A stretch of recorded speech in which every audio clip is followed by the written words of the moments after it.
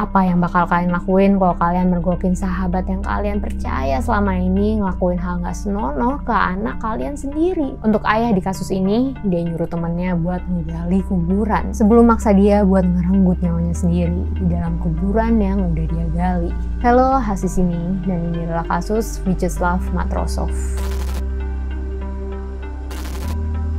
Vintai adalah sebuah desa kecil di wilayah Samara di Rusia. Gak banyak yang terjadi di sini, tapi desa ini jadi sebuah lokasi kasus yang bisa dibilang gak wajar yang terjadi antara dua sahabat. Salah satu dari dua sahabat ini namanya Vyacheslav Matrosov. Gak banyak yang diketahui soal dia. Panggilannya adalah Slava dan dia adalah seorang pria 34 tahun yang kerja sebagai pekerja pabrik mesin roket. Tapi ada satu hal yang jelas. Kelihatan dari foto-foto yang ada kalau Slava ini adalah seorang family man. Jelas kalau Slava sangat sayang sama istrinya, Natalia, dan juga kedua putrinya. Satu orang lagi yang Slava sayang adalah sahabatnya, seorang pria 32 tahun bernama Oleg Sviridov. Lebih sedikit lagi hal yang kita ketahui soal Oleg, tapi mereka berdua ini udah berteman sejak lama. Dan saking percayanya sama Oleg, Slava juga mercayain keluarganya ke dia. Dikabarkan kalau Oleg ini adalah ayah baptis dari anaknya Slava, dan Slava juga sering banget nitipin kedua putrinya ini ke Oleg. Semuanya kelihatan baik-baik aja, dan Oleg juga kayaknya nggak pernah ada masalah dengan siapapun dari keluarga Slava ini. Tapi ternyata selama ini Oleg nyembunyiin kebejatan dia dari Slava. Persahabatan mereka selama bertahun-tahun ini hancur setelah sifat asli Oleg ketahuan.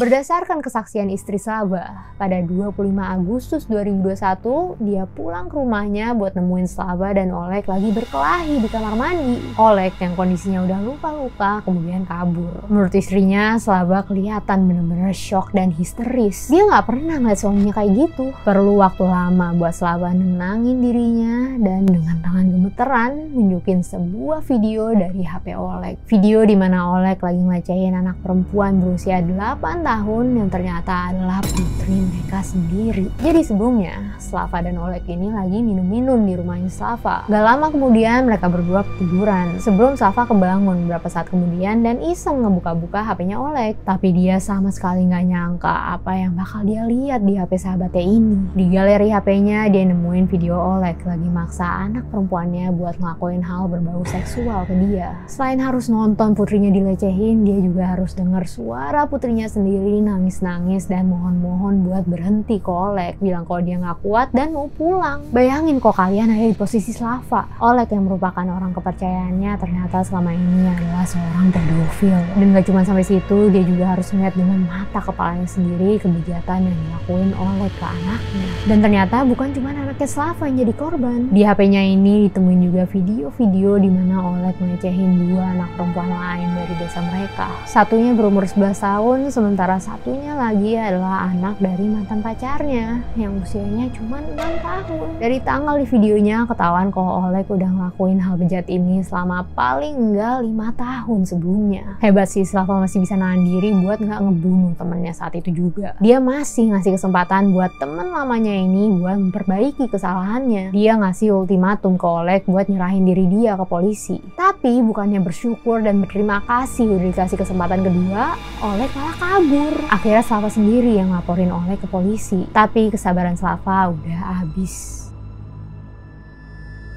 Slava diam-diam ngelakuin pencariannya sendiri dan berhasil nemuin Oleg sebelum ketemu sama polisi. Dikabarkan kerabat Oleg melihat dia babak belur pada September 2021. Inilah terakhir kali Oleg terlihat dengan kondisi hidup. Setelah itu Oleg nggak pernah terlihat lagi. Sampai akhirnya seminggu kemudian Slava datang ke kantor polisi buat ngasih tahu di mana Oleg sebenarnya. Kepada polisi, Slava ngaku kalau dia nggak pernah berniat membunuh Oleg. Sampai akhir dia masih berharap kalau teman lamanya ini mau ngelakuin hal yang benar dan ngelaporin diri ke polisi. Tapi dia udah nyoba ngomong baik-baik dan nggak ada hasilnya. Sehingga dia nggak punya pilihan lain selain ngancem Oleg. Dengan niat cuma mau nakut-nakutin Oleg, Slava ngebawa dia ke hutan dan maksa dia buat menggali sebuah lubang. Oleg pun dikasih dua pilihan, antara dia nyerahin diri ke polisi atau enggak dia harus ngerenggut nyawanya sendiri. Tapi Oleg malah ngelawan, dan di tengah-tengah argumennya ini mereka bertengkar dengan pisau. Berdasarkan pengakuan Slava, Oleg nyoba menyerang dia dengan pisau ini. Tapi Oleg berujung kesandung dan malah nusuk diri dia sendiri pas jatuh. Sedangkan berdasarkan pernyataan istrinya Slava, setelah berusaha nyerang Slava dengan pisau ini, Oleg sadar kalau nggak ada gunanya lagi dia hidup dan nusukin pisaunya ke dada dia sendiri.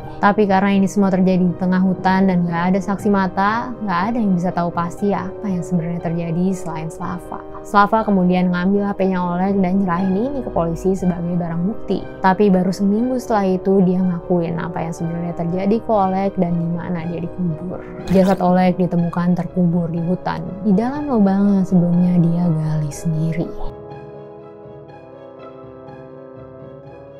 Slava pun ditahan atas dugaan pembunuhan. Nah, dia terancam 15 tahun penjara. Tapi begitu kabar ini nyebar, para warga desa dan bahkan netizen berbondong-bondong ngebela Slava. Mereka bahkan sampai nggalang dana buat ngebiayain proses hukumnya dan nge-hire lawyer yang bagus. Mereka bersikeras kalau Slava bukanlah seorang pembunuh, melainkan hanyalah seorang ayah yang berusaha buat ngelindungin putrinya. Menurut mereka, setiap orang tua manapun bakal ngelakuin hal yang sama dengan Slava. Mereka juga ngerasa kalau kematian adalah hukuman yang paling adil buat Oleg, karena kalau Oleg masih hidup, berdasarkan hukum yang ada, dia cuma bakal dihukum maksimal 8 tahun di dalam penjara. Setelah 8 tahun itu nggak ada jaminan kalau Oleg nggak bakal ngelakuin hal yang sama. Jadi kematian adalah satu-satunya cara buat mastiin kalau nggak ada anak manapun yang bakal dilukain sama Oleg lagi. Dan setelah luka di jasad Oleg diperiksa, petugas forensik nyimpulin kalau bener dia bukannya ditusuk tapi nusuk dirinya sendiri, sehingga kematian Oleg digolongkan sebagai bunuh diri. Tapi pada akhirnya, pada April 2022, Slava tetap dinyatakan bersalah dengan dakwaan mendorong orang untuk bunuh diri atau mencoba untuk bunuh diri melalui ancaman atau kekerasan. Hukuman maksimal untuk kejahatan ini adalah 6 tahun di dalam penjara. Tapi di sisi lain, dengan adanya bukti video di HP Oleg,